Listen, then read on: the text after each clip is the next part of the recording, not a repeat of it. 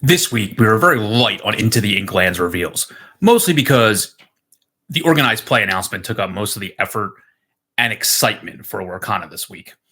We discussed it earlier this week, but let's get into what are the Into the Inklands spoilers for this week at the Forbidden Mountain. Jetsam Riffraff is purely a 3-cost, 2 strength, 2 willpower with 2 lore with ward. He kind of seems playable on his own. His stat line's pretty low since most of the 1-drops trade with him pretty favorably. Combining him with Jetsam Riffraff that we're going to talk about next will increase his strength to a level that's kind of hard to deal with by your opponents, especially if they're using cards like Madam Mim Fox or even Maui Hero to deal with him, because it'll raise his power high enough, and he'll have that ward, so it's difficult for out-of-hand damage to deal with him as well. The main issue that both Jetsam and Flotsam that we're going to talk about in a second suffer from is that you kind of need both of them in play to make them effective. And even though this Jetsam interacts with the Flotsam from the first chapter, to give him rush, he's likely just too small to make an impact on his own. I mean, I don't really see a 2/2 lore character with ward even needing rush. So I don't think that's the really good combo that you want to look with him. I do think if you're going to use him at all, you want to pump his strength by 3. I think he's very meta dependent, but I do think having a small ward character, if your opponents are mostly using out of hand damage to deal with pinpoint damage, to deal with characters, he could see some play. But overall, I think he's probably just too weak for what he does. Flotsam Riffraff is a 5 strength, 2 willpower, 1 lore character for 3 ink that's inkable, and he has the ability Eerie Pair. Your character's name Jetsam gain +3 strength. Flotsam Riffraff brings a powerful strength to bear. He can be good against non-steel or ruby decks, as his vulnerability to cards like Let the Storm Rage, Teeth and Ambitions, and Grab Your Swords is pretty obvious with his 2 willpower. The main upside to Flotsam, and giving various bonuses to the Jetsams that are in play as well, is his strength is very good at challenging locations. I mean, granted, he cannot gain rush outside of using him with Amethyst and using White Rabbit's Pocket Watch, but he has very good strength for his cost in general. If you use him with Jetsam Ursula's Spy from the first chapter, you can also gain Evasive, and he can survive opposing challenges if you're not facing a heavy removal-based deck out of hand to deal with that 2 willpower. The main issue with Jetsam, similar to Flotsam, however, is he good enough on his own? I think it depends on the metagame. I think playing him on turn 3 and then playing Ursula's Spy, Jetsam on turn 4 is a very powerful combination. That way you can challenge or attack, challenge locations on turn 4 once you have the Jetsam down, or you can challenge opposing characters that have 1 strength and high willpower for whatever reason. But overall, as long as out-of-hand damage like Let the Storm Rage or Smash or even Fire the Cannons remain in the metagame, or especially Grab Your Swords, I don't know what role Flotsam Riffraff can have, simply because he can be taken out too easily by 2 willpower, and that's not really where you want to be with your 3-drop. Huey, Dewey, and Louie. I decided to review these 3 together, as really they don't do much on their own. So while I guess I kind of cheated with the Eels and did them separately because I kind of think that they could see play on their own, I doubt it, but maybe. I think it's kind of impossible to look at these DuckTales triplets without looking at them all the same. Because the way I see it is, the DuckTales triplets are pretty basic cards. They have a payoff in Huey, Savvy Nephew.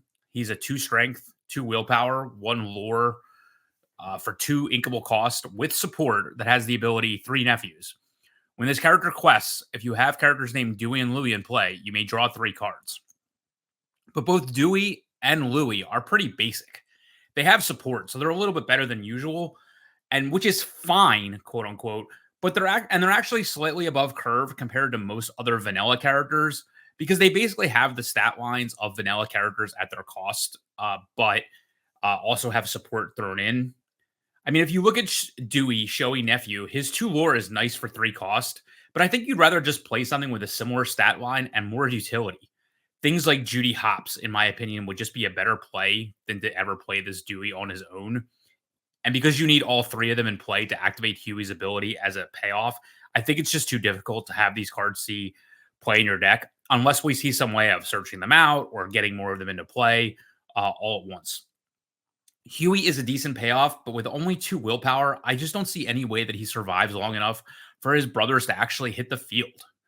Hiding him in a location to giving him resist, something like Maui's Place of Exile, Hidden Island, it has potential to survive that out of hand damage from Steel or Ruby with Teeth and Ambitions.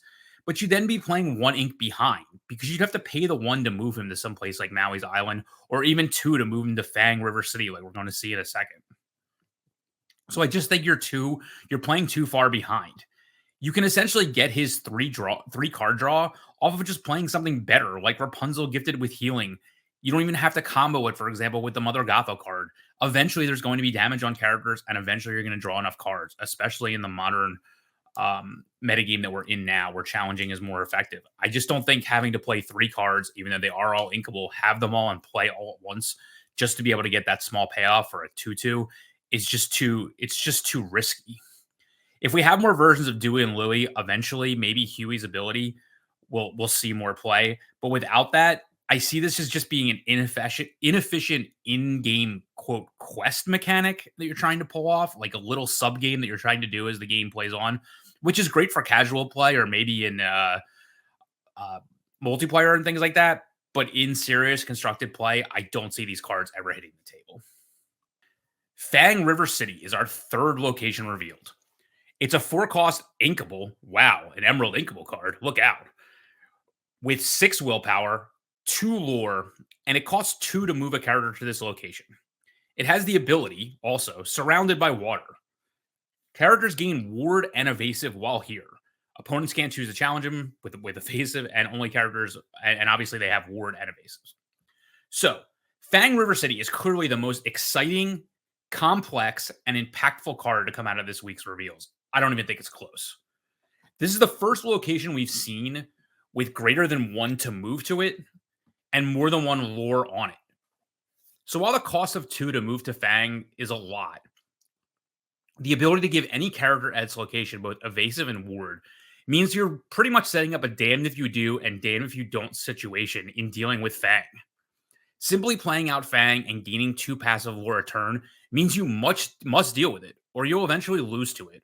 I guess you could race it, but it's pretty tough, considering it would be hard to take out, and you're just gaining lore passively, and your opponent's characters can gain benefit just by letting it sit there and play. Because anytime they want, if you're ignoring it, they can make their characters better. The first place I'd look to use Fang is in an aggressive deck, as providing protection for characters in play when you play it. Low cost, high lore, high willpower. In other words, willpower over 2 characters is where I'd be looking to start the search. Besides the various 3/3 characters for 3 with 2 lore, or 2/3 characters for 3 with 2 lore, I would look for cards like Sleepy, Nodding Off, and even Caterpillar, Common Collected. They come to mind as undercosted, high willpower, high lore targets that you can use with Fang. Smaller willpower units, of course, can hang out at Fang and Party, but the issue is that AoE damage like Tinkerbell, Giant Fairy, and Grab Your Swords will still affect them. But we don't just stop there. There's a lot of cards that have been revealed from Into the Inklands that already have combinations with Fang. Jim Hawkins' Space Traveler. He can play Fang and move there immediately as part of his abilities. This gives him a ton of protection, and you're gaining 6 ink worth of value when you play him. This is the first location we've seen so far that really takes advantage of Jim's abilities, and I think is a natural fit with him. Of course, we've only seen 3 locations so far, but this is clearly a location that you want to be using with Jim, as you would then wind up with a 4/4 ward evasive card with 2 lore and get the Fang into play for free all on turn 5. That's really powerful. Ursula Deceiver. So she can protect the cards here from those AoE effects. It gives you a way to interact. On the board, taking care of your opponent's threats from hand. So if you are playing in that aggro deck, on color, I suggest you also play Ursula's Deceiver, because she will take out a lot of that AoE that you're worried about for the characters that are hanging out at Fang. I think she's just an ultimate inclusion in a deck like this.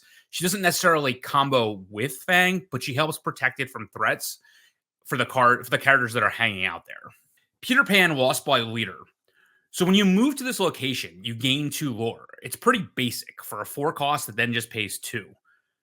But since this is the first location we've seen with 2 lore, it's great to note that having either piece of this combo in play when you play the other piece gives you a really powerful immediate payoff because you're just going to gain immediate 2 lore when you move Peter Pan to this location.